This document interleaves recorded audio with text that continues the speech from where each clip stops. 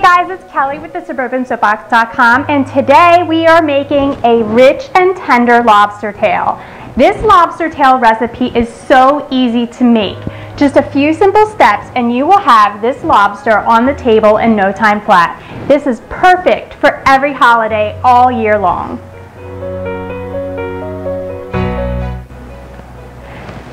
So to get started, first you want to make sure that you purchase the right thing. And what I have here are previously frozen lobster tails. There are all different kinds of lobster tails. There are Australian lobster tails and Maine and Caribbean, and they all just have kind of a sweeter flavor. The Maine is a little less sweet than the Caribbean, and the Australian's a little different. But anyway, I have here just a thawed, previously frozen lobster tail. And what you're going to do is take your kitchen shears, and you're going to need some really good kitchen shears. So you just cut through the top of the shell. And you might have to put a little muscle in it.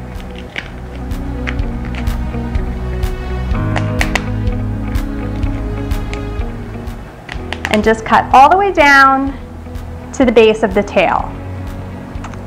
And then you're just going to crack open that shell, just like that, to expose the meat. And gently work that lobster meat away from the shell. Because what you want to do then is what they call piggyback. You're going to piggyback your lobster meat right on top of the shell. Next, you're going to just cut the top of the meat just a little bit so that when you bake it, it butterflies open and you have that nice restaurant presentation. And that's also going to help you be able to clean out anything in there. And what you're going to do here is remove any of the black vein, and then if you need to rinse it, you can definitely rinse it, but don't use too much water because that will waterlog the meat.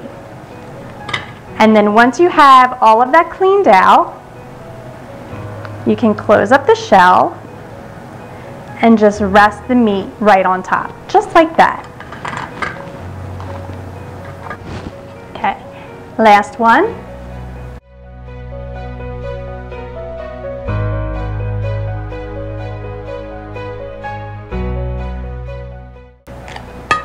And the more you do it, the easier it does get.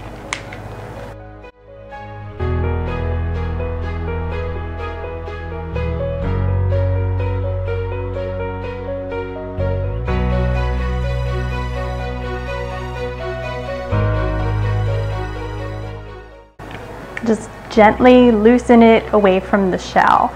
And one more tip.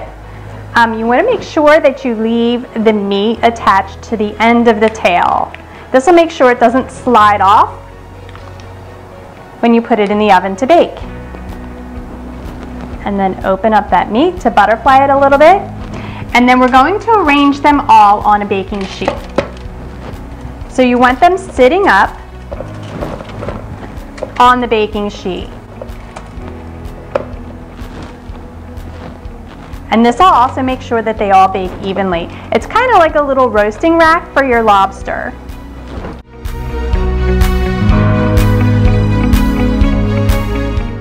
Now we're going to top each one with a little pat of butter. This will help make sure that your lobster meat doesn't dry out while it's in the oven.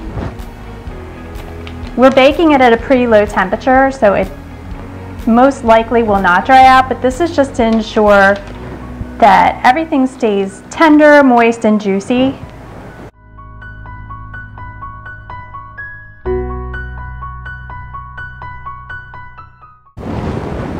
Now that our lobsters are done cooking, we can finish them up. To do that, I like to transfer them to a serving platter.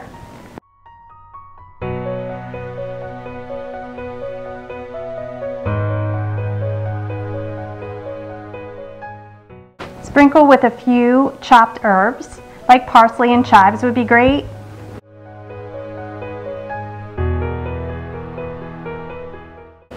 A squeeze of lemon.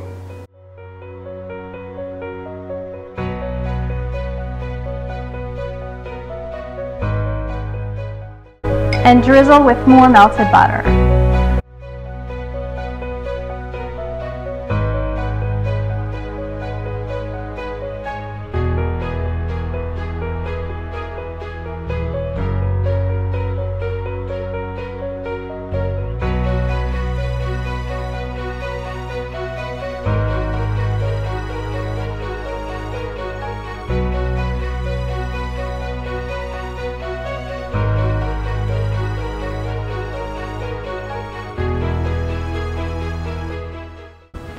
Tender, sweet, and juicy.